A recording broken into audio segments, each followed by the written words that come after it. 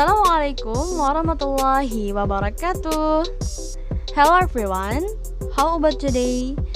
Have a nice day always, and don't forget to always be grateful for the days that have passed. The Honorable our lovely lecturer, Mr. Ridani Fizi MPD, and happy fellow students. On this special day, we from Group 2 will present the elliptical sentence material.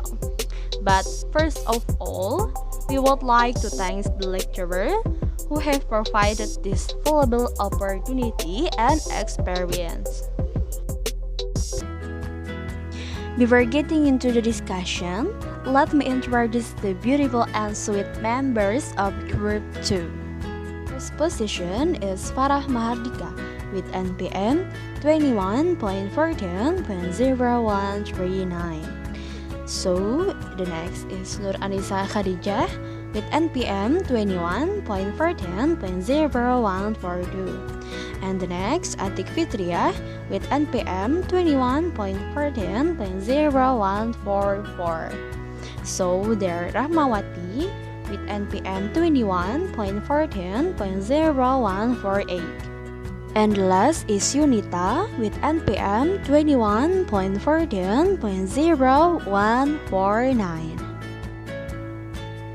Elliptical sentence. I. Pengertian elliptical sentence.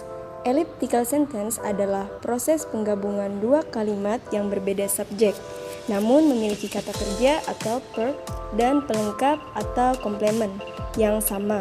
Elliptical atau elipsis sering digunakan dalam aktivitas komunikasi sehari-hari, baik dalam bentuk perkataan atau tulisan, yang tujuannya adalah untuk menghindari atau mengurangi, bahkan menghilangkan sama sekali pengulangan kata-kata yang dianggap perlu di dalam kalimat. Dengan menggunakan kalimat elipsis ini, kalimat akan terasa lebih singkat. Pada kalimat elipsis, pada umumnya digunakan kata to, so, either, but dengan auxiliary verb atau kata kerja bantu. Elliptical sentence atau ellipse adalah bentuk kalimat yang disederhanakan dengan cara menggabungkan dua kalimat menjadi satu kalimat. Kalimat ellipse ini dapat dibentuk jika 1. Kedua kalimat mempunyai unsur kalimat yang sama, misal subjek, predikat, objek, atau komplement. 2. Kedua kalimat menggunakan tense dan pola predikat yang sama. Namun bila tense-nya sama dan pola predikatnya berbeda, maka kedua kalimat tersebut tidak dapat disederhanakan dengan pola elips. B. Macam-macam elliptical sentence. 1. Kalimat elipsis dalam kalimat gabungan setara. Penggabungan pada dua kalimat setara ini menggunakan kata hubung and. Pada penggabungan kalimat ini terbagi menjadi dua, yaitu kalimat gabungan setara positif dan setara negatif. I. Kalimat gabungan setara positif. Positif elliptical adalah penggabungan dua kalimat positif yang memiliki predikat atau verb yang sama atau termasuk objek dan pelengkapnya. Pada kalimat ini menggunakan kata to dan so, dan harus memperhatikan dua hal berikut ini. Auxiliary verb atau kata kerja bantu harus sesuai dengan bentuk waktu kalimat yang pertama. Letak to selalu di belakang auxiliary verb, sedangkan letak so selalu di depan auxiliary verb.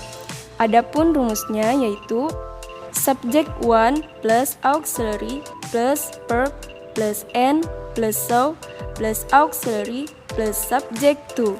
Rumus yang kedua, subject 1 plus auxiliary plus verb plus n plus subject 2 plus auxiliary plus 2. Contoh kalimat pertama, Pati studies English every day. Artinya, Pati belajar bahasa Inggris setiap hari. Kalimat kedua, I study English every day. Artinya, aku belajar bahasa Inggris setiap hari. Elliptical sentence menjadi Pati studies English every day and I am too. Artinya, Pati belajar bahasa Inggris setiap hari dan saya juga. Kalimat kedua, Pati studies English every day and so am I. Artinya, Patih belajar bahasa Inggris setiap hari, dan juga saya. Contoh selanjutnya yaitu she buys a book. Dia membeli sebuah buku. Kalimat kedua, Andy buys a book. Andy membeli sebuah buku. In elliptical sentence menjadi she buys a book and Andy does too. Saya membeli sebuah buku dan Andy juga. She buys a book and so does Andy. Saya membeli sebuah buku dan juga Andy. Adapun jika kalimat gabungan tersebut tidak menggunakan auxiliary, maka rumus yang digunakan adalah subject 1 plus verb plus and plus so plus do atau does atau did plus subject 2. Subject 1 plus verb plus and plus subject 2 plus do atau does atau did plus 2. Dari kedua rumus di atas dapat menghasilkan elips setelah menggabungkan dua kalimat yang berbeda subjek namun predikatnya sama. Adapun contohnya adalah my mother gave me beautiful clothes as my birthday presents. Kalimat kedua, my aunt gave me beautiful clothes as my birthday presents. In elliptical sentence menjadi my mother gave me beautiful clothes and so did my aunt. My mother gave me beautiful clothes as my birthday presents and my aunt did too. B. Kalimat gabungan setara negatif. Negatif elliptical adalah proses penggabungan dua kalimat negatif yang memiliki predikat atau verb yang sama termasuk objek dan pelengkapnya. Apabila dalam sebuah kalimat negatif mendapati predikat yang sama, maka sebaiknya menggunakan kata either yang berarti juga atau neither yang artinya tidak juga. Either dan neither digunakan jika kedua kalimat berbentuk negatif. Ada beberapa hal yang perlu diperhatikan dalam pembentukan kalimat elliptical negatif antara lain 1. Auxiliary verb atau kata kerja bantu yang digunakan harus sesuai dengan bentuk waktu kalimat yang pertama. 2. Letak either selalu di belakang auxiliary verb, sedangkan letak neither selalu di awal auxiliary verb. 3. Untuk neither tidak perlu menambahkan not di belakang auxiliary verb karena bentuk neither berasal dari no plus either. Adapun rumus kalimat elliptical negatif yaitu subject 1 plus auxiliary not plus verb plus and plus neither plus auxiliary plus subject 2. Subject 1 plus auxiliary not plus verb plus and plus subject 2 plus auxiliary not plus either. Adapun contoh kalimat elliptical negatif yaitu I didn't go to school yesterday, dalam kurung aku tidak berangkat sekolah kemarin. He didn't go to school yesterday, dia tidak berangkat sekolah kemarin. Ellipse, I don't go to school yesterday and he didn't either. Aku tidak berangkat sekolah kemarin dan dia juga. I didn't go to school yesterday and neither did he. Aku tidak berangkat sekolah kemarin dan dia juga. I'm not going to go shopping by myself. My mother is not going to go shopping by herself. Ellipse, I'm not going to go shopping by myself and my mother is not either. I'm not going to go shopping by myself and neither is my mother. I'm not an artist. Maya is not an artist. Ellipse, I'm not an artist and Maya isn't either. I'm not an artist and neither is Maya.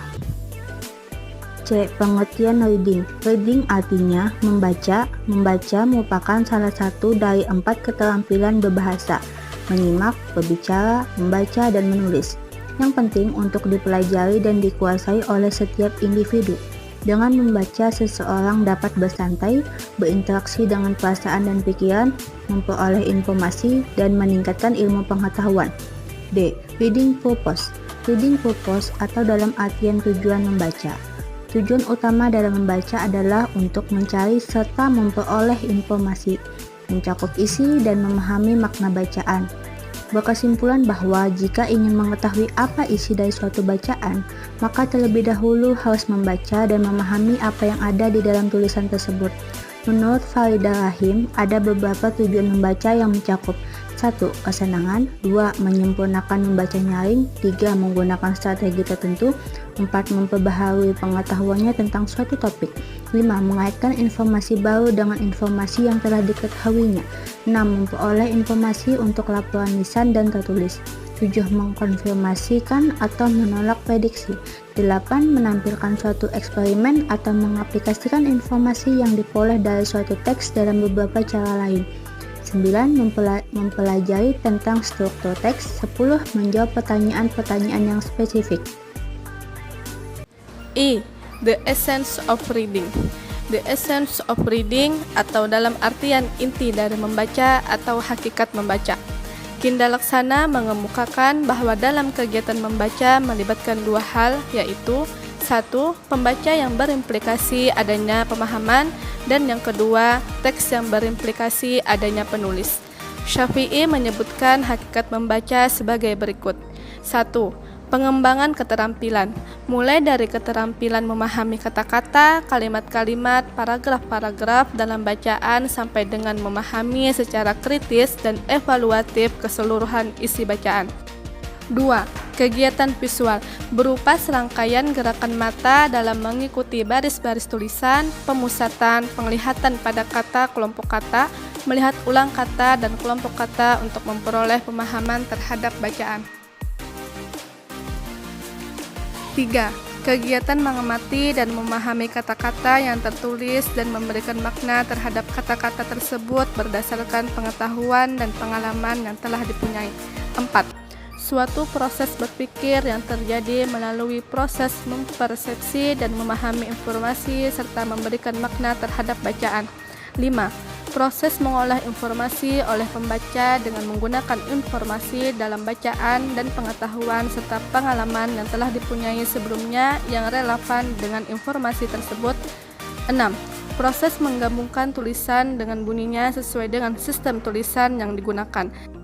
Dan yang ketujuh, kemampuan mengantisipasi makna terhadap baris-baris dalam tulisan. Kegiatan membaca bukan hanya kegiatan mekanisme saja, melainkan merupakan kegiatan menangkap maksud dari kelompok-kelompok kata yang membawa makna. So, that's all we discussed for this PowerPoint. But our presentation is not finished yet. We'll continue on the next PowerPoint. Don't forget to watch and listen again. See you guys. Wassalamualaikum warahmatullahi wabarakatuh.